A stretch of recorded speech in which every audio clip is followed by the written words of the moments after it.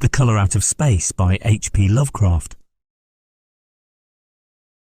West of Arkham the hills rise wild, and there are valleys with deep woods that no axe has ever cut. There are dark, narrow glens where the trees slope fantastically, and where thin brooklets trickle without ever having caught the glint of sunlight. On the gentler slopes there are farms, ancient and rocky, with squat moss-coated cottages brooding eternally over old New England secrets in the lee of great ledges.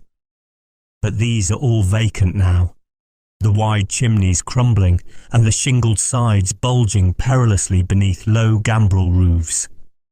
The old folk have gone away, and foreigners do not like to live there. French Canadians have tried it, Italians have tried it, and the Poles have come and departed. It is not because of anything that can be seen or heard or handled, but because of something that is imagined. The place is not good for the imagination and does not bring restful dreams at night. It must be this which keeps the foreigners away, for old Ammi Pierce has never told them of anything he recalls from the strange days. Ammi, whose head has been a little queer for years, is the only one who still remains, or who ever talks of the strange days, and he dares to do this because his house is so near the open fields and the travelled roads around Arkham. There was once a road over the hills and through the valleys that ran straight where the blasted heath is now, but people ceased to use it, and a new road was laid curving far toward the south. Traces of the old one can still be found amidst the weeds of a returning wilderness, and some of them will doubtless linger even when half the hollows are flooded for the new reservoir. Then the dark woods will be cut down and the blasted heath will slumber far below blue waters whose surface will mirror the sky and ripple in the sun. And the secrets of the strange days will be one with the deep's secrets, one with the hidden lore of old ocean and all the mystery of primal earth. When I went into the hills and vales to survey for the new reservoir, they told me the place was evil. They told me this in Arkham, and because that is a very old town full of witch legends, I thought the evil must be something which grandams had whispered to children through centuries. The name Blasted Heath seemed to me very odd and theatrical, and I wondered how it had come into the folklore of a Puritan people.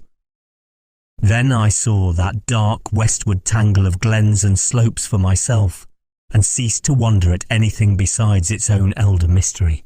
It was morning when I saw it, but shadow lurked always there. The trees grew too thickly, and their trunks were too big for any healthy New England wood. There was too much silence in the dim alleys between them, and the floor was too soft with the dank moss and mattings of infinite years of decay.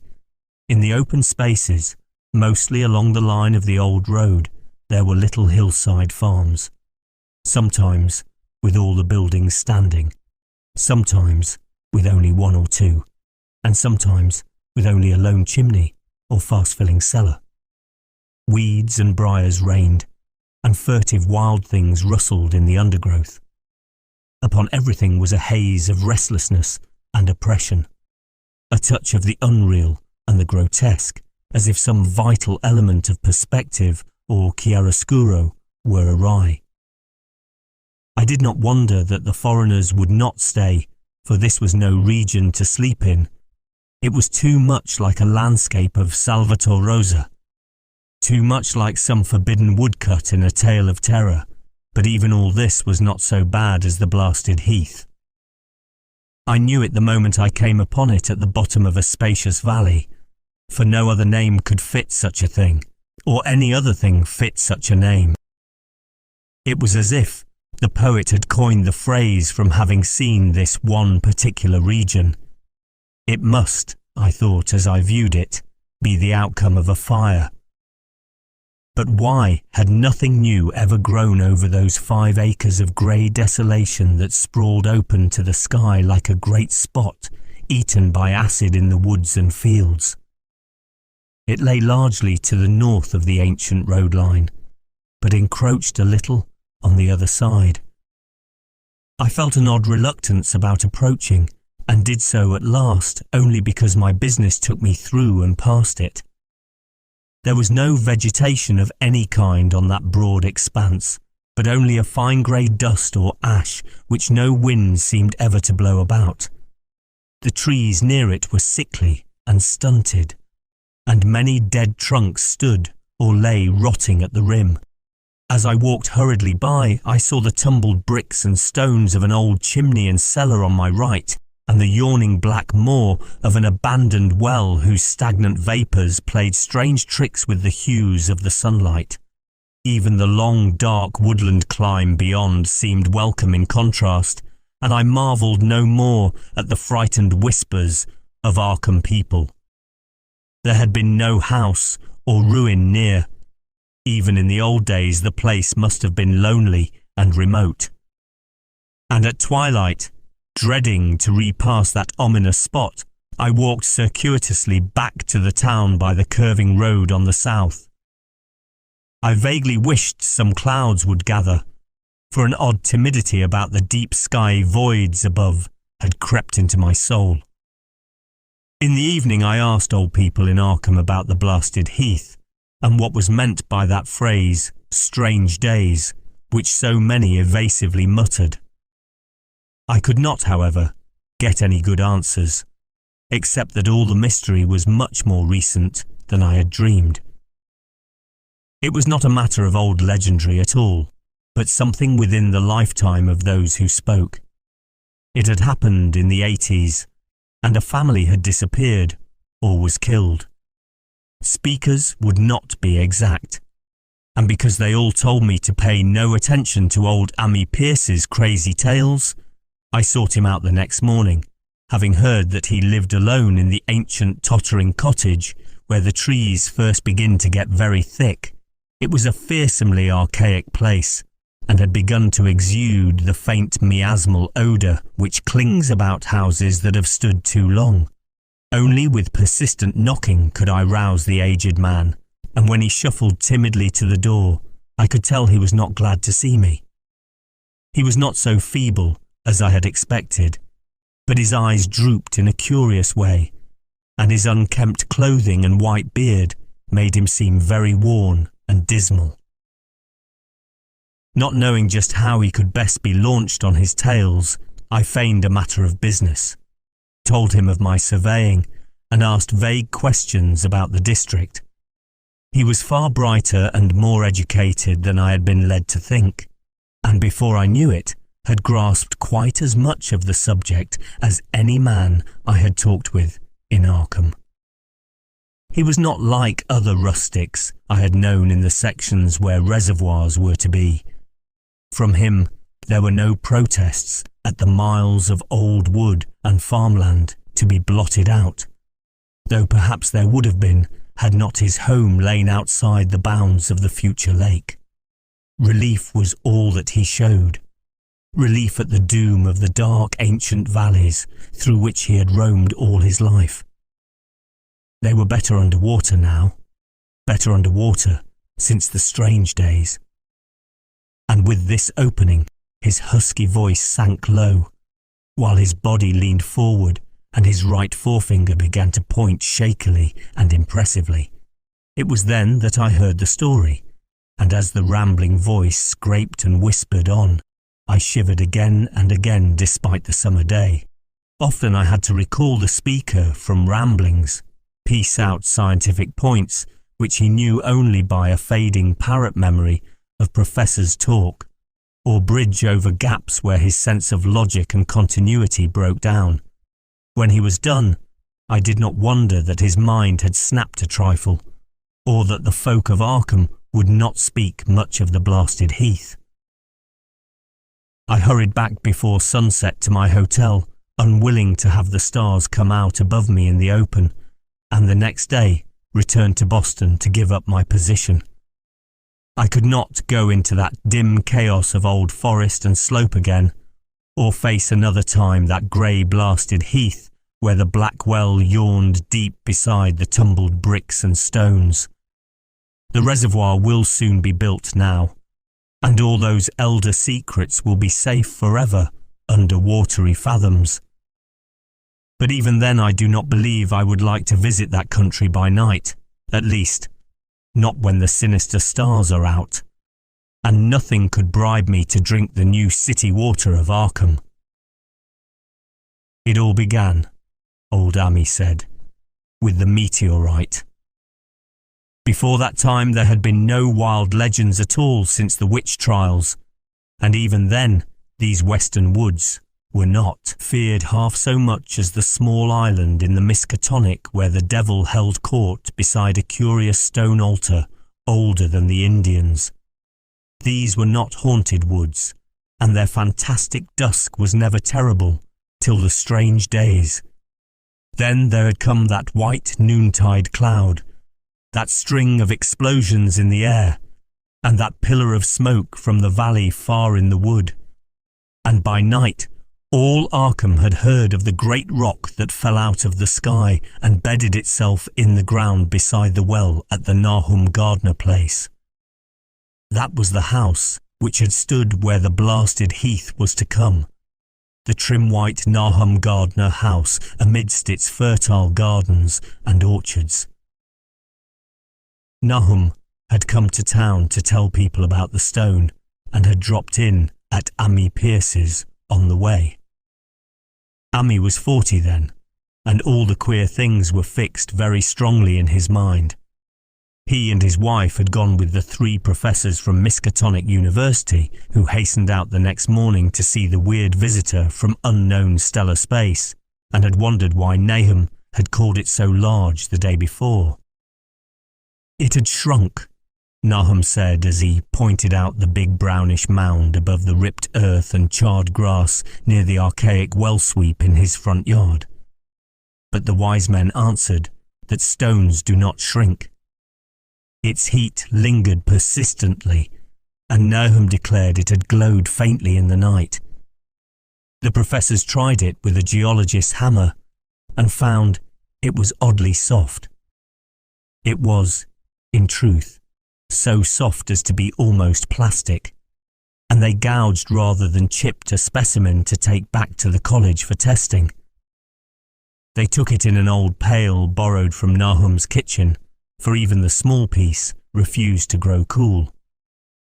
On the trip back they stopped at Amy's to rest, and seemed thoughtful when Mrs. Pierce remarked that the fragment was growing smaller and burning the bottom of the pail. Truly, it was not large, but perhaps they had taken less than they thought. The day after that, all this was in June of '82, the professors had trooped out again in a great excitement. As they passed Amy's, they told him what queer things the specimen had done, and how it had faded wholly away when they put it in a glass beaker. The beaker had gone too, and the wise men talked of the strange stone's affinity for silicon.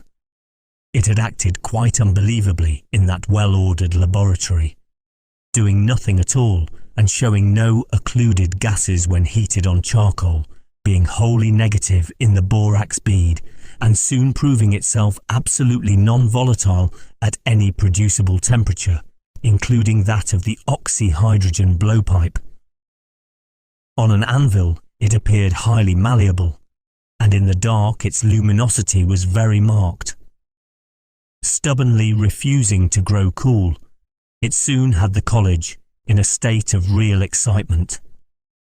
And, when upon heating before the spectroscope, it displayed shining bands unlike any known colours of the normal spectrum, there was much breathless talk of new elements, bizarre optical properties, and other things which puzzled men of science are wont to say when faced by the unknown.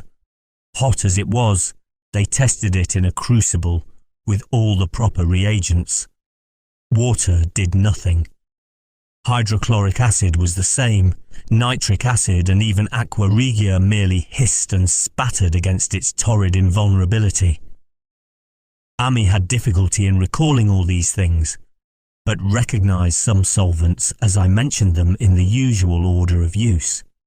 There were ammonia and caustic soda, alcohol and ether, nauseous carbon disulfide, and a dozen others.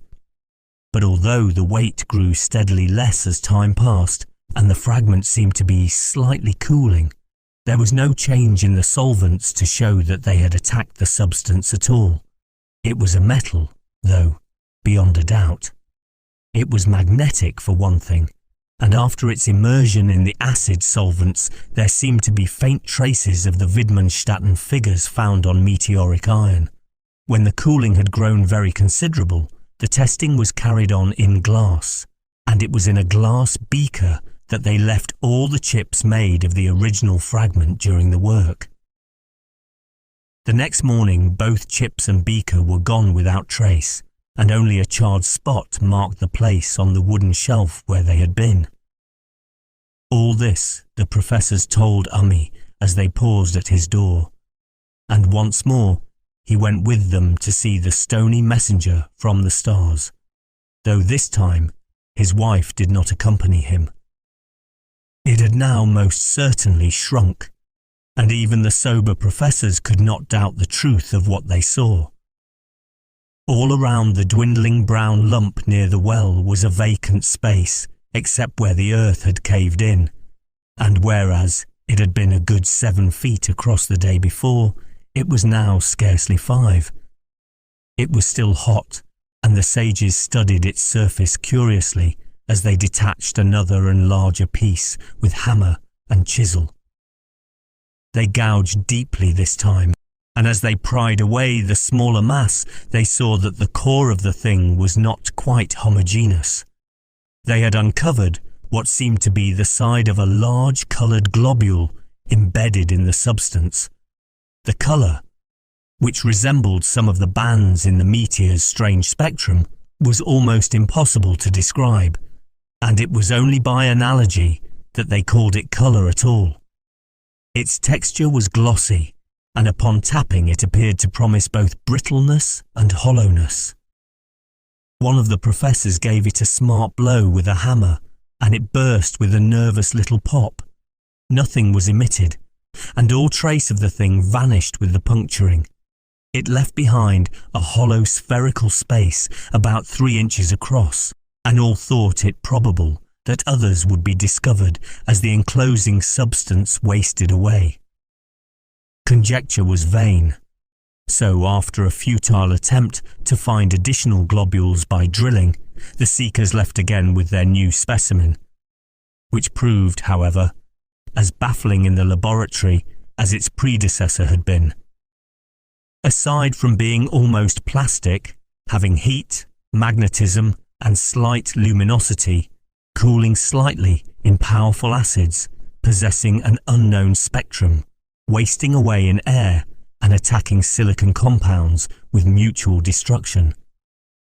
As a result, it presented no identifying features whatsoever. And at the end of the tests, the college scientists were forced to own that they could not place it.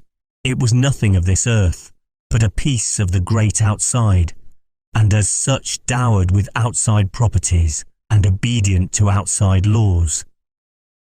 That night, there was a thunderstorm, and when the professors went out to Nahum's the next day, they met with a bitter disappointment.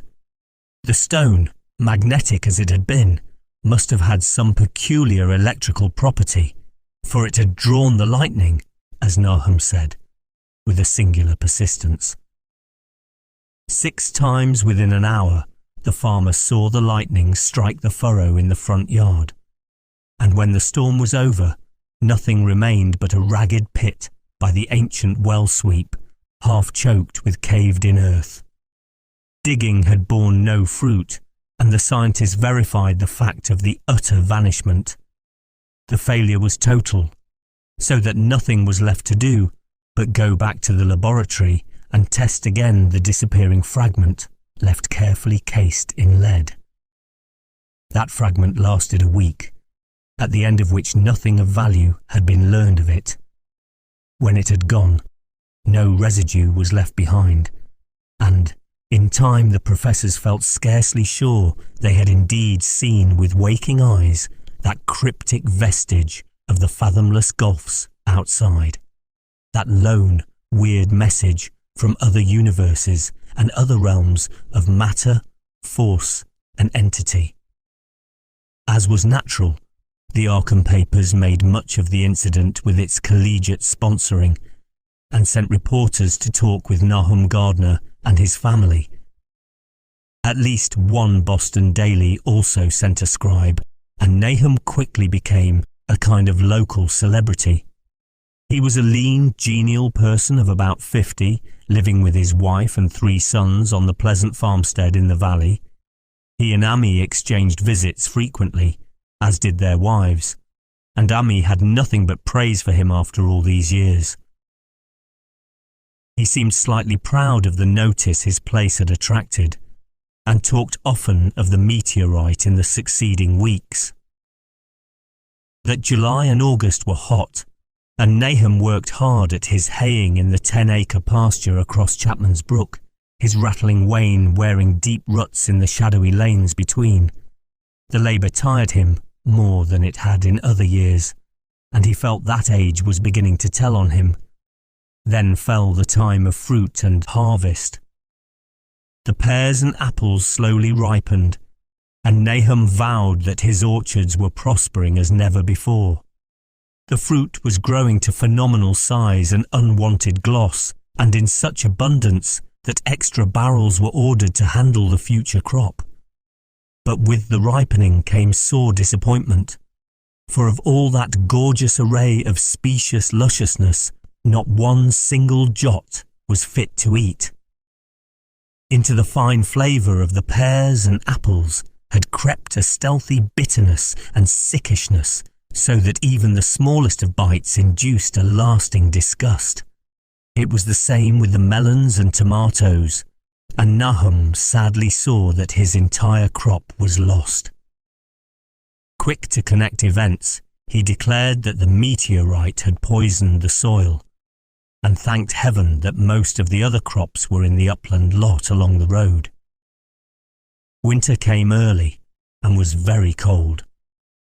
Amy saw Nahum less often than usual, and observed that he had begun to look worried. The rest of his family, too, seemed to have grown taciturn, and were far from steady in their church-going or their attendance at the various social events of the countryside. For this reserve or melancholy no cause could be found, though all the household confessed now and then to poorer health and a feeling of vague disquiet. Nahum himself gave the most definite statement of anyone when he said he was disturbed about certain footprints in the snow. They were the usual winter prints of red squirrels, white rabbits, and foxes, but the brooding farmer professed to see something not quite right about their nature and arrangement. He was never specific, but appeared to think that they were not as characteristic of the anatomy and habits of squirrels and rabbits and foxes as they ought to be. Amy listened without interest to this talk until one night when he drove past Nahum's house in his sleigh on the way back from Clark's Corners. There had been a moon, and a rabbit had run across the road, and the leaps of that rabbit were longer than either Amy or his horse liked. The latter, indeed, had almost run away when brought up by a firm rein. Thereafter, Amy gave Nahum's tales more respect, and wondered why the Gardner dogs seemed so cowed and quivering every morning. They had, it developed, nearly lost the spirit to bark. In February, the McGregor boys from Meadow Hill were out shooting woodchucks, and not far from the Gardner place bagged a very peculiar specimen. The proportions of its body seemed slightly altered, in a queer way, impossible to describe, while its face had taken on an expression which no one ever saw in a woodchuck before. The boys were genuinely frightened, and threw the thing away at once, so that only their grotesque tales of it ever reached the people of the countryside. But the shying of the horses near Nahum's house had now become an acknowledged thing, and all the basis for a cycle of whispered legend was fast taking form. People vowed that the snow melted faster around Nahum's than it did anywhere else. And early in March, there was an awed discussion in Potter's general store at Clark's Corners. Stephen Rice had driven past Gardners in the morning and had noticed the skunk cabbages coming up through the mud by the woods across the road. Never were things of such size seen before, and they held strange colours that could not be put into any words. Their shapes were monstrous, and the horse had snorted at an odour which struck Stephen as wholly unprecedented. That afternoon several persons drove past to see the abnormal growth, and all agreed that plants of that kind ought never to sprout in a healthy world. The bad fruit of the fall before was freely mentioned, and it went from mouth to mouth that there was poison in Nahum's ground.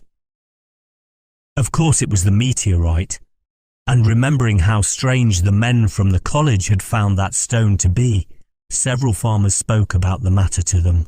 One day they paid Nahum a visit, but having no love of wild tales and folklore, were very conservative in what they inferred. The plants were certainly odd, but all skunk cabbages are more or less odd in shape and odour and hue. Perhaps some mineral element from the stone had entered the soil, but it would soon be washed away. And as for the footprints and frightened horses, of course this was mere country talk which such a phenomenon as the aerolite would be certain to start. There was really nothing for serious men to do in cases of wild gossip, for superstitious rustics will say and believe anything. And so, all through the strange days the professors stayed away in contempt. Only one of them, when given 2 files of dust for analysis in a police job over a year and a half later, recalled that the queer colour of that skunk cabbage had been very like one of the anomalous bands of light shown by the meteor fragment in the college spectroscope, and like the brittle globule found embedded in the stone from the abyss. The samples in this analysis case gave the same odd bands at first, though later they lost the property. The trees budded prematurely around Nahum's, and at night they swayed ominously in the wind. Nahum's second son Thaddeus, a lad of 15, swore that they swayed also when there was no wind, but even the gossips would not credit this. Certainly, however, restlessness was in the air. The entire Gardner family developed the habit of stealthy listening, though not for any sound which they could consciously name. The listening was, indeed, rather a product of moments when consciousness seemed half to slip away. Unfortunately, such moments increased week by week, till it became common speech that something was wrong with all Nahum's folks. When the early saxifrage came out, it had another strange colour, not quite like that of the skunk cabbage, but plainly related and equally unknown to anyone who saw it. Nahum took some blossoms to Arkham and showed them to the editor of the Gazette, but that dignitary did no more than write a humorous article about them, in which the dark fears of rustics were held up to polite ridicule. It was a mistake of Nahum's to tell a stolid city man about the way the great overgrown mourning cloak butterflies behaved in connection with these saxifrages. April brought a kind of madness to the country folk, and began that disuse of the road past Nahum's which led to its ultimate abandonment. It was the vegetation. All the orchard trees blossomed forth in strange colours, and through the stony soil of the yard and adjacent pasturage there sprang up a bizarre growth which only a botanist could connect with the proper flora of the region. No sane, wholesome colours were anywhere to be seen, except in the green grass and leafage, but everywhere those hectic and prismatic variants of some diseased underlying primary tone without a place among the known tints of earth. The Dutchman's breeches became a thing of sinister menace, and the bloodroots grew insolent in their chromatic perversion. Ami and the Gardners thought that most of the colours had a sort of haunting familiarity, and decided that they reminded one of the brittle globule in the meteor. Nahum ploughed and sowed the 10-acre pasture and the upland lot, but did nothing with the land around the house. He knew it would be of no use, and hoped that the summer's strange growths would draw all the poison from the soil. He was prepared for almost anything now, and had grown used to the sense of something near him waiting to be heard. The shunning of his house by neighbours told on him, of course, but it told on his wife more. The boys were better off being at school each day, but they could not help being frightened by the gossip.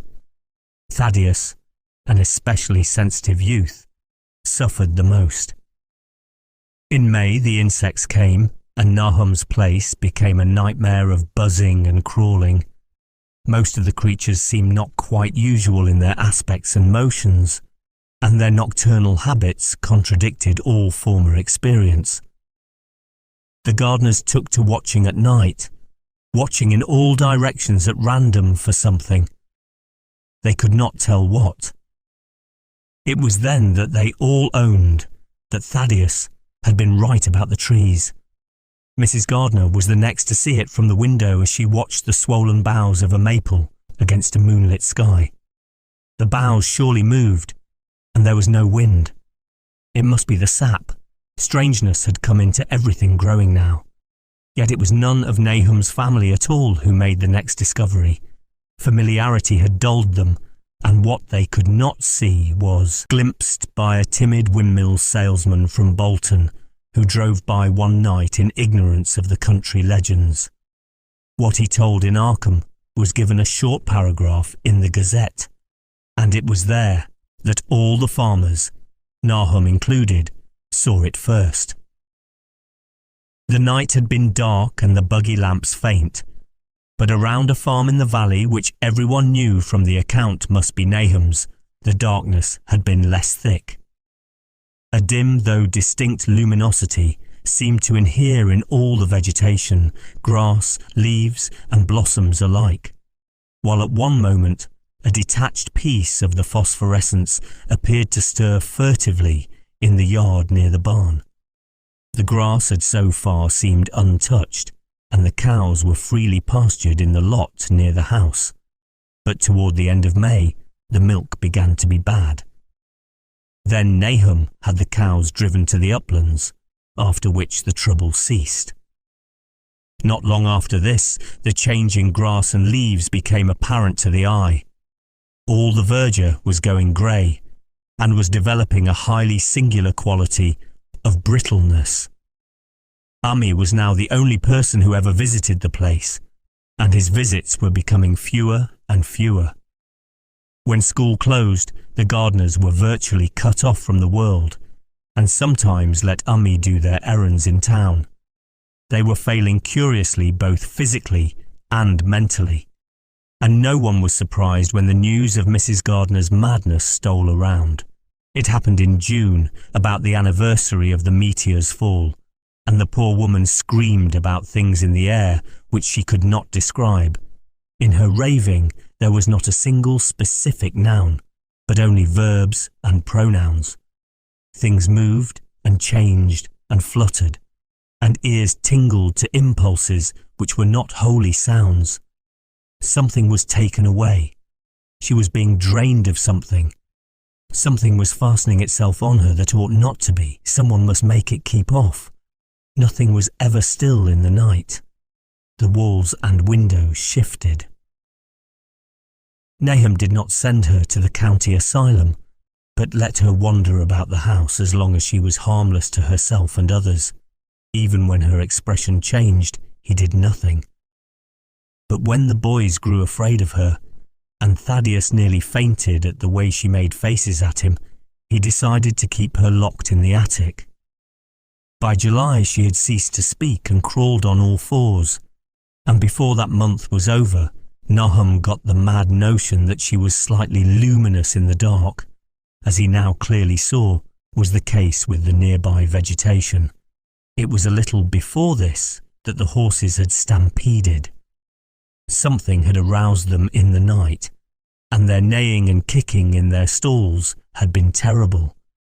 There seemed virtually nothing to do to calm them, and when Nahum opened the stable door, they all bolted out like frightened woodland deer. It took a week to track all four, and when found, they were seen to be quite useless and unmanageable. Something had snapped in their brains, and each one had to be shot for its own good. Nahum borrowed a horse from Ami for his haying, but found it would not approach the barn. It shied, balked, and whinnied, and in the end, he could do nothing but drive it into the yard while the men used their own strength to get the heavy wagon near enough the hayloft for convenient pitching. And all the while, the vegetation was turning grey and brittle. Even the flowers whose hues had been so strange were greying now, and the fruit was coming out grey and dwarfed and tasteless. The asters and goldenrod bloomed grey and distorted, and the roses and zinnias and hollyhocks in the front yard were such blasphemous-looking things that Nahum's oldest boy Zenas cut them down. The strangely puffed insects died about that time, even the bees that had left their hives and taken to the woods. By September, all the vegetation was fast crumbling to a greyish powder, and Nahum feared that the trees would die before the poison was out of the soil. His wife now had spells of terrific screaming, and he and the boys were in a constant state of nervous tension. They shunned people now, and when school opened, the boys did not go.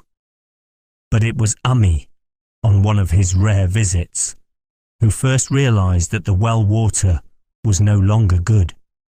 It had an evil taste that was not exactly fetid, nor exactly salty, and Ami advised his friend to dig another well on higher ground to use till the soil was good again. Nahum, however, ignored the warning, for he had by that time become calloused to strange and unpleasant things. He and the boys continued to use the tainted supply, drinking it as listlessly and mechanically as they ate their meagre and ill-cooked meals and did their thankless and monotonous chores through the aimless days. There was something of stolid resignation about them all, as if they walked half in another world between lines of nameless guards to a certain and familiar doom. Thaddeus went mad in September after a visit to the well. He had gone with a pail and had come back empty-handed, shrieking and waving his arms, and sometimes lapsing into an inane titter or a whisper about the moving colours down there. 2 in one family was pretty bad, but Nahum was very brave about it. He let the boy run about for a week until he began stumbling and hurting himself, and then he shut him in an attic room across the hall from his mother's. The way they screamed at each other from behind their locked doors was very terrible, especially to little Merwin, who fancied they talked in some terrible language that was not of earth.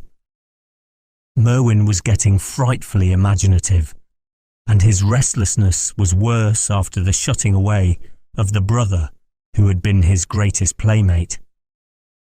Almost at the same time, the mortality among the livestock commenced.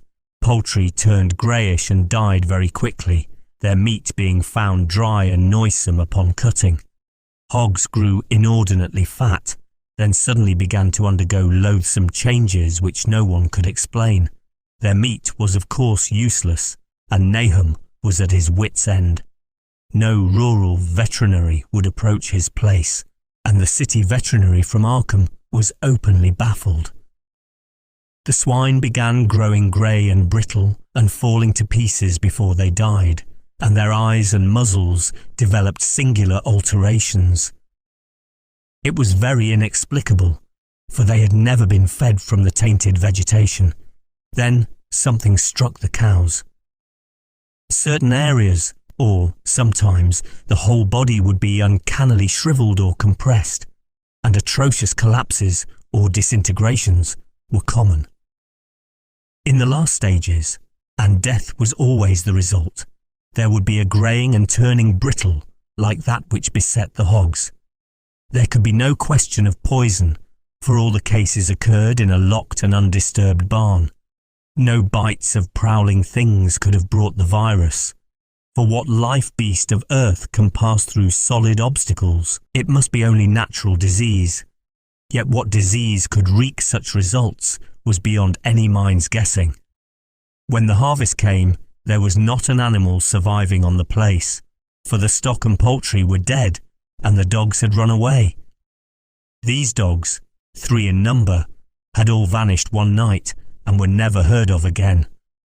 The 5 cats had left some time before, but their going was scarcely noticed, since there now seemed to be no mice, and only Mrs. Gardner had made pets of the graceful felines. On the 19th of October, Nahum staggered into Ami's house with hideous news. The death had come to poor Thaddeus in his attic room, and it had come in a way which could not be told. Nahum had dug a grave in the railed family plot behind the farm and had put therein what he found. There could have been nothing from outside, for the small barred window and locked door were intact, but it was much as it had been in the barn.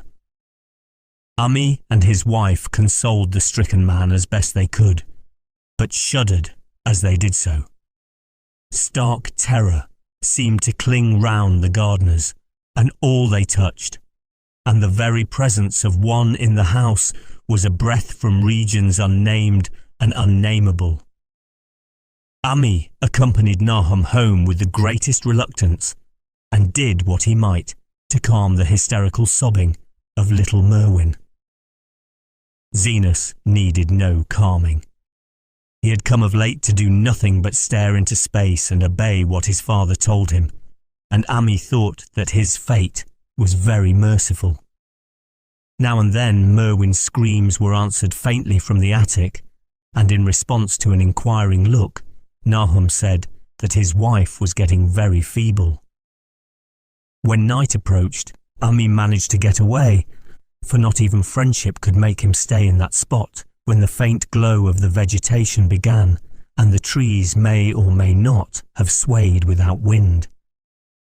It was really lucky for Ami that he was not more imaginative. Even as things were, his mind was bent ever so slightly, but had he been able to connect and reflect upon all the portents around him, he must inevitably have turned a total maniac. In the twilight, he hastened home, the screams of the mad woman and the nervous child ringing horribly in his ears. 3 days later, Nahum lurched into Ami's kitchen in the early morning, and in the absence of his host, stammered out a desperate tale once more, while Mrs. Pierce listened in a clutching fright. It was little Merwin this time. He was gone. He had gone out late at night with a lantern and pail for water, and had never come back. He'd been going to pieces for days and hardly knew what he was about, screamed at everything. There had been a frantic shriek from the yard then, but before the father could get to the door, the boy was gone. There was no glow from the lantern he had taken, and of the child himself, no trace. At the time, Nahum thought the lantern and pail were gone too, but when dawn came, and the man had plodded back from his all-night search of the woods and fields, he had found some very curious things near the well. There was a crushed and apparently somewhat melted mass of iron, which had certainly been the lantern, while a bent bale and twisted iron hoops beside it, both half fused, seemed to hint at the remnants of the pail. That was all. Nahum was past imagining, Mrs. Pierce was blank, and Ami, when he had reached home and heard the tale, could give no guess. Merwin was gone, and there would be no use in telling the people around who shunned all Gardners now. No use either in telling the city people at Arkham who laughed at everything. Thad was gone, and now Merwin was gone. Something was creeping and waiting to be seen and felt and heard. Nahum would go soon. and he wanted Ami to look after his wife and Zenas if they survived him. It must all be a judgment of some sort, though he could not fancy what for, since he had always walked uprightly in the Lord's ways, so far as he knew. For over 2 weeks, Ami saw nothing of Nahum, and then, worried about what might have happened, he overcame his fears and paid the Gardner place a visit. There was no smoke from the great chimney, and for a moment the visitor was apprehensive of the worst. The aspect of the whole farm was shocking. Greyish withered grass and leaves on the ground, vines falling in brittle wreckage from archaic walls and gables, and great bare trees clawing up at the grey November sky with a studied malevolence, which Ami could not but feel had come from some subtle change in the tilt of the branches. But Nahum was alive after all. He was weak and lying on a couch in the low-ceiled kitchen, but perfectly conscious and able to give simple orders to Zenas. The room was deadly cold, and as Ami visibly shivered, the host shouted huskily to Zenas for more wood. Wood indeed was sorely needed, since the cavernous fireplace was unlit and empty, with a cloud of soot blowing about in the chill wind that came down the chimney. Presently, Nahum asked him if the extra wood had made him any more comfortable, and then Ami saw what had happened. The stoutest cord had broken at last, and the hapless farmer's mind was proof against more sorrow. Questioning tactfully, Ami could get no clear data at all about the missing Zenas. "In the well. He lives in the well," was all that the clouded father would say. Then there flashed across the visitor's mind a sudden thought of the mad wife, and he changed his line of inquiry. "Nabby? Why, here she is," was the surprised response of poor Nahum, and Ami soon saw that he must search for himself. Leaving the harmless babbler on the couch, he took the keys from their nail beside the door and climbed the creaking stairs to the attic. It was very close and noisome up there, and no sound could be heard from any direction. Of the 4 doors in sight, only one was locked, and on this he tried various keys on the ring he had taken. The 3rd key proved the right one, and after some fumbling, Ami threw open the low white door. It was quite dark inside, for the window was small and half obscured by the crude wooden bars, and Ami could see nothing at all on the wide planked floor. The stench was beyond enduring, and before proceeding further, he had to retreat to another room and return with his lungs filled with breathable air. When he did enter, he saw something dark in the corner, and upon seeing it more clearly he screamed outright. While he screamed, he thought a momentary cloud eclipsed the window, and a second later he felt himself brushed as if by some hateful current of vapour. Strange colours danced before his eyes, and had not a present horror numbed him, he would have thought of the globule in the meteor that the geologist's hammer had shattered, and of the morbid vegetation that had sprouted in the spring. As it was, he thought only of the blasphemous monstrosity which confronted him, and which all too clearly had shared the nameless fate of young Thaddeus and the livestock. But the terrible thing about this horror was that it very slowly and perceptibly moved as it continued to crumble. Ami would give me no added particulars to this scene, but the shape in the corner does not reappear in his tale as a moving object. There are things which cannot be mentioned, and what is done in common humanity is sometimes cruelly judged by the law. I gathered that no moving thing was left in that attic room, and that to leave anything capable of motion, there would have been a deed so monstrous as to damn any accountable being to eternal torment. Anyone but a stolid farmer would have fainted or gone mad. But Ami walked conscious through that low doorway and locked the accursed secret behind him. There would be Nahum to deal with now. He must be fed and tended and removed to some place where he could be cared for.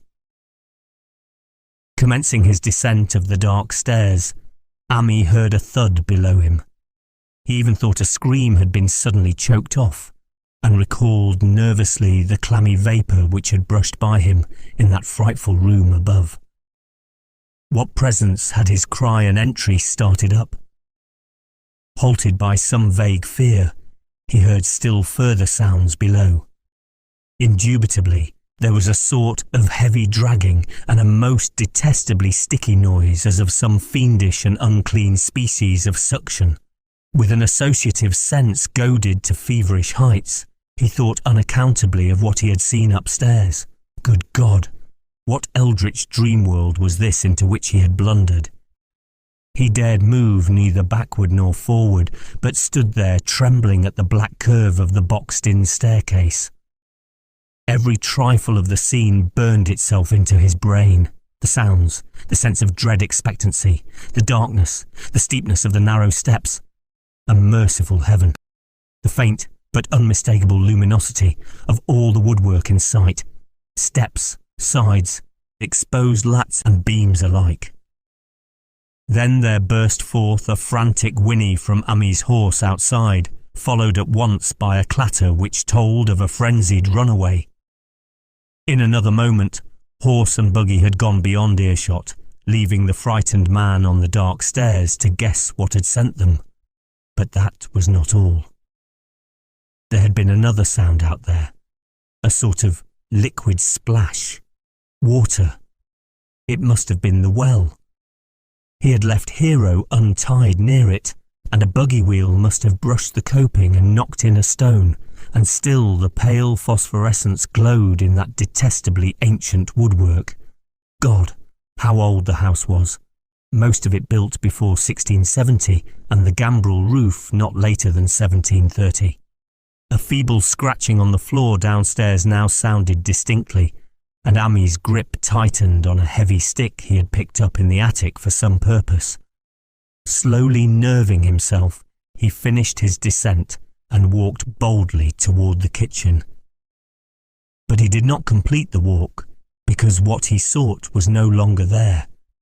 It had come to meet him, and it was still alive after a fashion.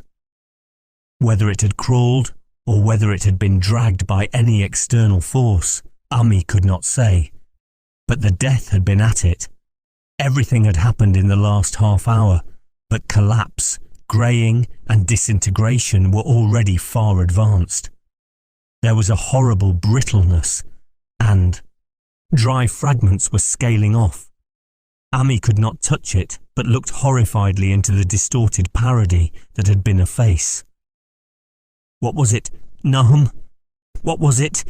he whispered, and the cleft, bulging lips were just able to crackle out a final answer. "Nothing. Nothing.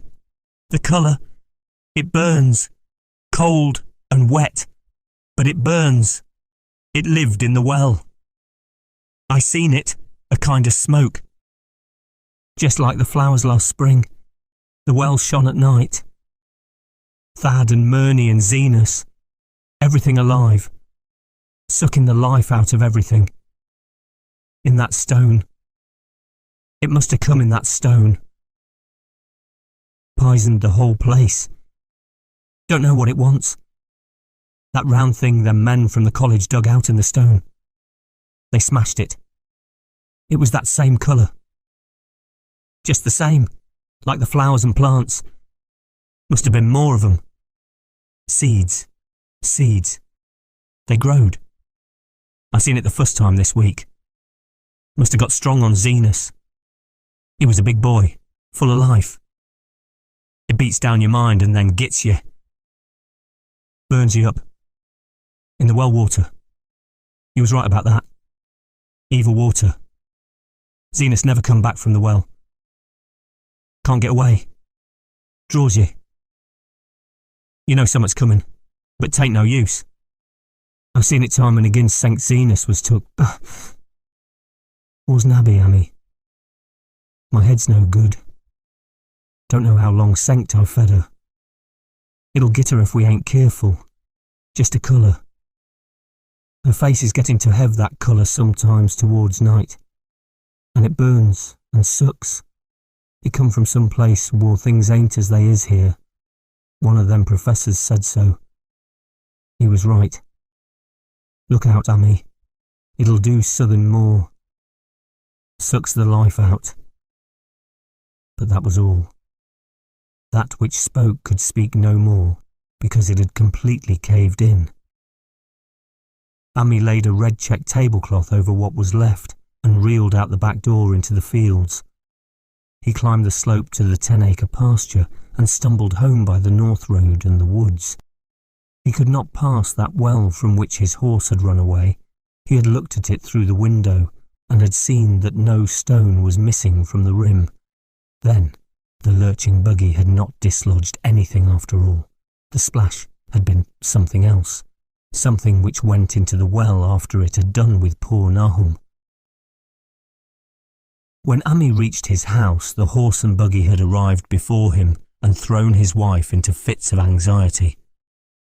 Reassuring her without explanations, he set out at once for Arkham and notified the authorities that the Gardner family was no more.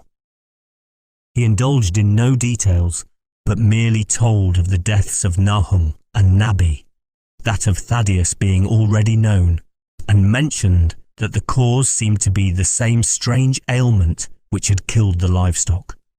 He also stated that Merwin and Zenas had disappeared.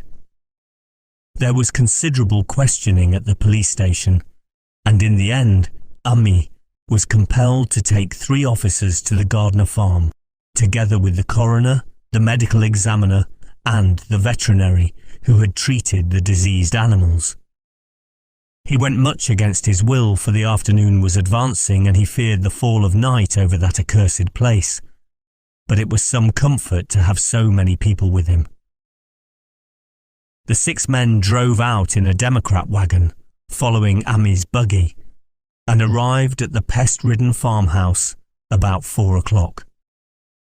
Used as the officers were to gruesome experiences, not one remained unmoved at what was found in the attic and under the red check tablecloth on the floor below.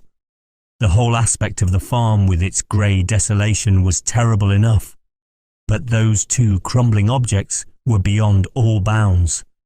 No one could look long at them, and even the medical examiner admitted that there was very little to examine. Specimens could be analysed, of course, so he busied himself in obtaining them, and here it develops that a very puzzling aftermath occurred at the college laboratory, where the 2 files of dust were finally taken. Under the spectroscope, both samples gave off an unknown spectrum, in which many of the baffling bands were precisely like those which the strange meteor had yielded in the previous year. The property of emitting this spectrum vanished in a month, the dust thereafter consisting mainly of alkaline phosphates and carbonates. Ami would not have told the men about the well if he had thought they meant to do anything then and there. It was getting towards sunset, and he was anxious to be away, but he could not help glancing nervously at the stony curb by the great sweep, and when a detective questioned him, he admitted that Nahum had feared something down there, so much so that he had never even thought of searching it for Merwin or Zenas. After that, nothing would do but that they empty and explore the well immediately, so Ami had to wait trembling while pail after pail of rank water was hauled up and splashed on the soaking ground outside. The men sniffed in disgust at the fluid, and toward the last held their noses against the futur they were uncovering. It was not so long a job as they had feared it would be, since the water was phenomenally low. There is no need to speak too exactly of what they found. Merwin and Zenas were both there, in part, though the vestiges were mainly skeletal. There were also a small deer and a large dog, in about the same state, and a number of bones of smaller animals. The ooze and slime at the bottom seemed inexplicably porous and bubbling, and a man who descended on handholds with a long pole found that he could sink the wooden shaft to any depth in the mud of the floor without meeting any solid obstruction. Twilight had now fallen, and lanterns were brought from the house. Then, when it was seen that nothing further could be gained from the well, everyone went indoors and conferred in the ancient sitting room while the intermittent light of a spectral half-moon played wanly on the grey desolation outside. The men were frankly nonplussed by the entire case, and could find no convincing common element to link the strange vegetable conditions, the unknown disease of livestock and humans, and the unaccountable deaths of Merwin and Zenas in the tainted well. They had heard the common country talk, it is true, but could not believe that anything contrary to natural law had occurred. No doubt the meteor had poisoned the soil, but the illness of persons and animals who had eaten nothing grown in that soil was another matter. Was it the well water? Very possibly. It might be a good idea to analyse it. But what peculiar madness could have made both boys jump into the well? Their deeds were so similar, and the fragments showed that they had both suffered from the grey, brittle death. Why was everything so grey and brittle? It was the coroner, seated near a window overlooking the yard, who first noticed the glow about the well. Night had fully set in, and all the abhorrent grounds seemed faintly luminous with more than the fitful moonbeams. But this new glow was something definite and distinct, and appeared to shoot up from the black pit like a softened ray from a searchlight, giving dull reflections in the little ground pools where the water had been emptied. It had a very queer colour, and as all the men clustered round the window, Ami gave a violent start. For this strange beam of ghastly miasma was to him of no unfamiliar hue. He had seen that colour before, and feared to think what it might mean. He had seen it in the nasty brittle globule in that aerolite 2 summers ago, had seen it in the crazy vegetation of the springtime, and had thought he had seen it for an instant that very morning against the small barred window of that terrible attic room where nameless things had happened. It had flashed there a second, and a clammy and hateful current of vapour had brushed past him, and then poor Nahum had been taken by something of that colour. He had said so at the last, said it was the globule and the plants. After that had come the runaway in the yard and the splash in the well, and now that well was belching forth to the night a pale, insidious beam of the same demoniac tint. It does credit to the alertness of Ami's mind that he puzzled even at that tense moment over a point which was essentially scientific. He could not but wonder at his gleaning of the same impression from a vapour glimpsed in the daytime against a window opening on the morning sky, and from a nocturnal exhalation seen as a phosphorescent mist against the black and blasted landscape. It wasn't right. It was against nature. And he thought of those terrible last words of his stricken friend. It come from some place, well, things ain't as they is here. One of them professors said so. All 3 horses outside, tied to a pair of shriveled saplings by the road, were now neighing and pawing frantically. The wagon driver started for the door to do something, but Ami laid a shaky hand on his shoulder. "Don't go out there," he whispered. "There's more to this nor what we know. Nahum said something lived in the well that sucks your life out. He said it must be summat growed from a round ball like one we all seen in the meteor stone that fell a year ago June. Sucks and burns," he said, "and is just a cloud of colour like that light out there now, that you can hardly see and can't tell what it is. Nahum thought it feeds on everything living and gets stronger all the time.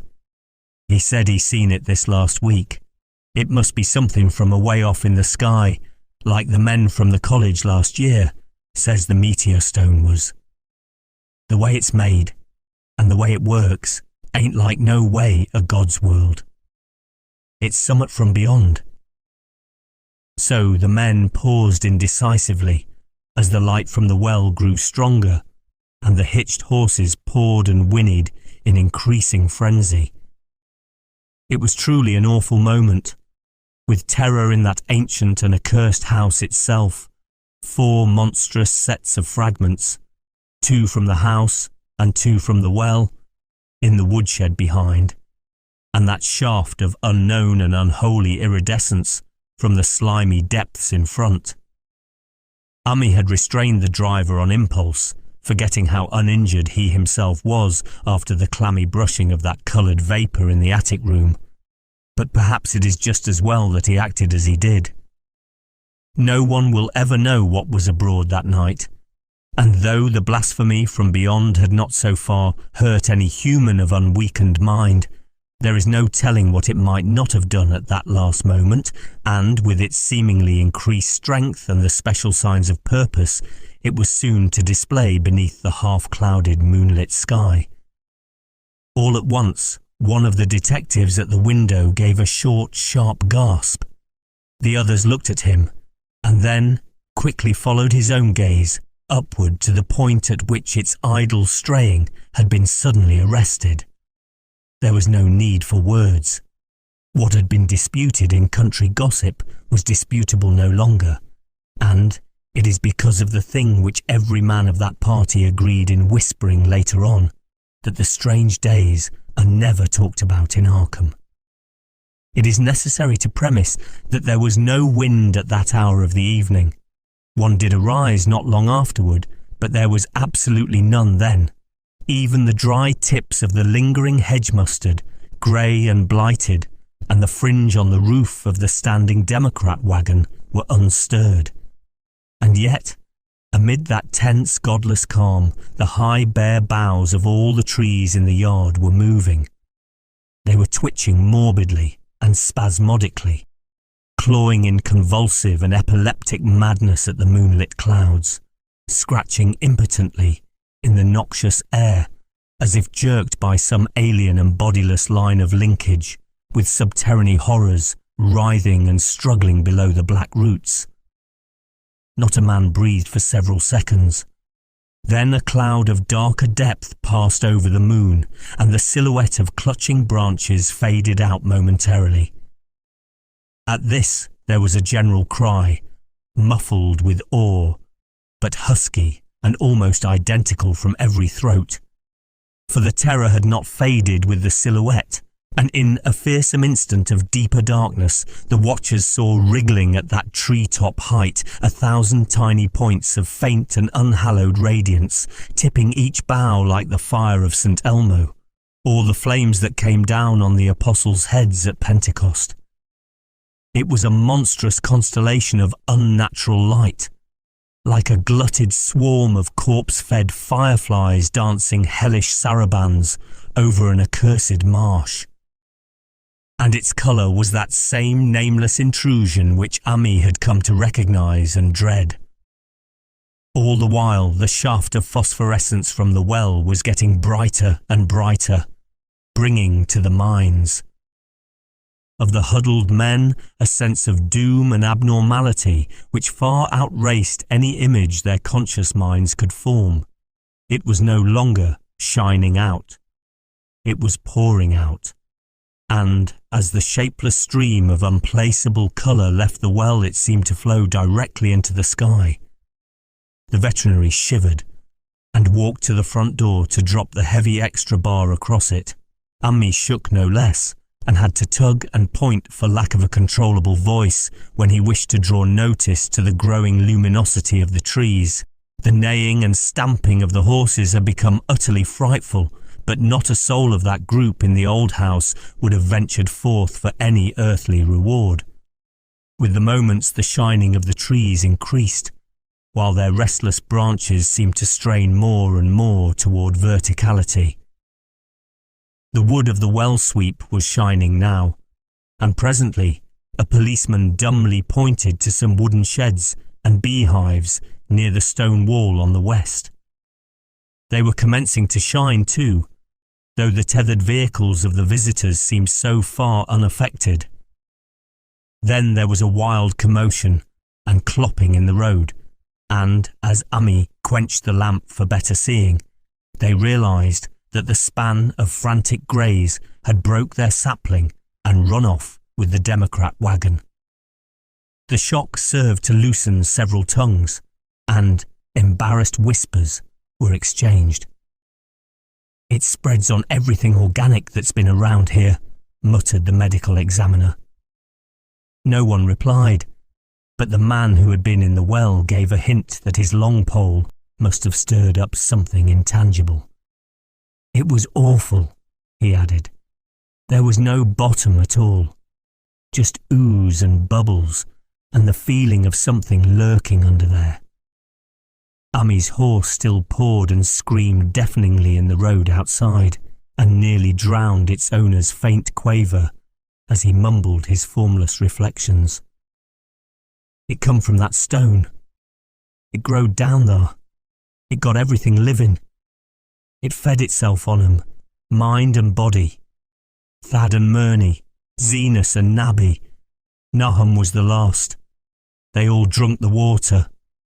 It got strong on 'em. It come from beyond. Well, things ain't like they be here. Now it's going home." At this point, as the column of unknown colour flared suddenly stronger and began to weave itself into fantastic suggestions of shape which each spectator later described differently, there came from poor tethered hero such a sound as no man before or since ever heard from a horse. Every person in that low-pitched sitting room stopped his ears, and Ami turned away from the window in horror and nausea. Words could not convey it. When Ami looked out again, the hapless beast lay huddled inert on the moonlit ground between the splintered shafts of the buggy. That was the last of Hero till they buried him next day. But the present was no time to mourn, for almost at this instant a detective silently called attention to something terrible in the very room with them. In the absence of the lamplight, it was clear that a faint phosphorescence had begun to pervade the entire apartment. It glowed on the broad planked floor and the fragment of rag carpet, and shimmered over the sashes of the small paned windows. It ran up and down the exposed corner posts, coruscated about the shelf and mantel, and infected the very doors and furniture. Each minute saw it strengthen, and at last it was very plain that healthy living things must leave that house. Ami showed them the back door and the path up through the fields to the 10-acre pasture. They walked and stumbled as in a dream, and did not dare look back till they were far away on the high ground. They were glad of the path, for they could not have gone the front way, by that well. It was bad enough passing the glowing barn and sheds, and those shining orchard trees with their gnarled, fiendish contours. But thank heaven the branches did their worst twisting high up. The moon went under some very black clouds as they crossed the rustic bridge over Chapman's Brook, and it was blind groping from there to the open meadows. When they looked back toward the valley and the distant Gardner place at the bottom, they saw a fearsome sight. All the farm was shining with the hideous unknown blend of colour. Trees, buildings, and even such grass and herbage as had not been wholly changed to lethal grey brittleness. The boughs were all straining skyward, tipped with tongues of foul flame, and lambent tricklings of the same monstrous fire were creeping about the ridgepoles of the house, barn, and sheds. It was a scene from a vision of Fuseli, and over all the rest reigned that riot of luminous amorphousness, that alien and undimensioned rainbow of cryptic poison from the well, seething, feeling, lapping, reaching, scintillating, straining, and malignly bubbling in its cosmic and unrecognizable chromaticism. Then, without warning, the hideous thing shot vertically up toward the sky like a rocket or meteor, leaving behind no trail, and disappearing through a round and curiously regular hole in the clouds before any man could gasp or cry out. No watcher can ever forget that sight, and Ami stared blankly at the stars of Cygnus, Deneb twinkling above the others, where the unknown colour had melted into the Milky Way. But his gaze was the next moment called swiftly to earth by the crackling in the valley. It was just that, only a wooden ripping and crackling and not an explosion, as so many others of the party vowed. Yet the outcome was the same, for in one feverish kaleidoscopic instant there burst up from that doomed and accursed farm a gleamingly eruptive cataclysm of unnatural sparks and substance, blurring the glance of the few who saw it and sending forth to the zenith a bombarding cloudburst of such coloured and fantastic fragments as our universe must needs disown. Through quickly reclosing vapours they followed the great morbidity that had vanished, and in another second they had vanished too. Behind and below was only a darkness to which the men dared not return, and all about was a mounting wind which seemed to sweep down in black, for gusts from interstellar space. It shrieked and howled and lashed the fields and distorted woods in a mad cosmic frenzy, till soon the trembling party realised it would be no use waiting for the moon to show what was left down there at Nahum's. Too awed even to hint theories, the 7 shaking men trudged back toward Arkham by the North Road. Ami was worse than his fellows, and begged them to see him inside his own kitchen, instead of keeping straight on to town. He did not wish to cross the nighted, wind-whipped woods alone to his home on the main road, for he had had an added shock that the others were spared, and was crushed forever with a brooding fear he dared not even mention for many years to come. As the rest of the watchers on that tempestuous hill had stolidly set their faces toward the road, Ami had looked back an instant at the shadowed valley of desolation, so lately sheltering his ill-starred friend. And, from that stricken faraway spot, he had seen something feebly rise, only to sink down again upon the place from which the great shapeless horror had shot into the sky. It was just a colour, but not any colour of our earth or heavens. And because Ami recognised that colour, and knew that this last faint remnant must still lurk down there in the well, he has never been quite right since. Ami would never go near the place again. It is over half a century now since the horror happened, but he has never been there, and will be glad when the new reservoir blots it out. I shall be glad too, for I do not like the way the sunlight changed colour around the mouth of that abandoned well I passed. I hope the water will always be very deep, but even so, I shall never drink it. I do not think I shall visit the Arkham country hereafter. 3 of the men who had been with Ami returned the next morning to see the ruins by daylight, but there were not any real ruins. Only the bricks of the chimney, the stones of the cellar, some mineral and metallic litter here and there, and the rim of that nefandous well. Save for Ami's dead horse, which they towed away and buried, and the buggy which they shortly returned to him, everything that had ever been living had gone. 5 eldritch acres of dusty grey desert remained, nor has anything ever grown there since. To this day it sprawls open to the sky like a great spot eaten by acid in the woods and fields, and the few who have ever dared glimpse it in spite of the rural tales have named it the Blasted Heath. The rural tales are queer. They might be even queerer if city men and college chemists could be interested enough to analyse the water from that disused well, or the grey dust that no wind seems ever to disperse. Botanists too ought to study the stunted flora on the borders of that spot, for they might shed light on the country notion that the blight is spreading, little by little, perhaps an inch a year. People say the colour of the neighbouring herbage is not quite right in the spring, and that wild things leave queer prints in the light winter snow. Snow never seems quite so heavy on the blasted heath as it is elsewhere. Horses, the few that are left in this motor age, grow skittish in the silent valley, and hunters cannot depend on their dogs too near the splotch of greyish dust. They say the mental influences are very bad too. Numbers went queer in the years after Nahum's taking, and always they lacked the power to get away. Then the stronger-minded folk all left the region, and only the foreigners tried to live in the crumbling old homesteads. They could not stay though, and one sometimes wonders what insight beyond ours their wild, weird stores of whispered magic have given them. Their dreams at night, they protest, are very horrible in that grotesque country. And surely the very look of the dark realm is enough to stir a morbid fancy.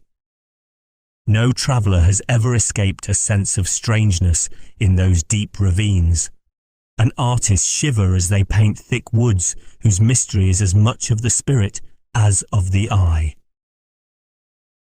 I myself am curious about the sensation I derived from my one lone walk before Ami told me his tale. When twilight came, I had vaguely wished some clouds would gather, for an odd timidity about the deep sky voids above had crept into my soul. Do not ask me for my opinion. I do not know, that is all. There was no one but Ami to question, for Arkham people will not talk about the strange days, and all three professors who saw the aerolite and its coloured globule are dead. There were other globules, depend upon that. One must have fed itself and escaped, and probably there was another which was too late. No doubt it is still down the well. I know there was something wrong with the sunlight I saw above that miasmal brink. The rustics say the blight creeps an inch a year, so perhaps there is a kind of growth or nourishment even now. But whatever demon hatchling is there, it must be tethered to something, or else it would quickly spread. Is it fastened to the roots of those trees that claw the air? One of the current Arkham tales is about fat oaks that shine and move as they ought not to do at night. What it is, only God knows.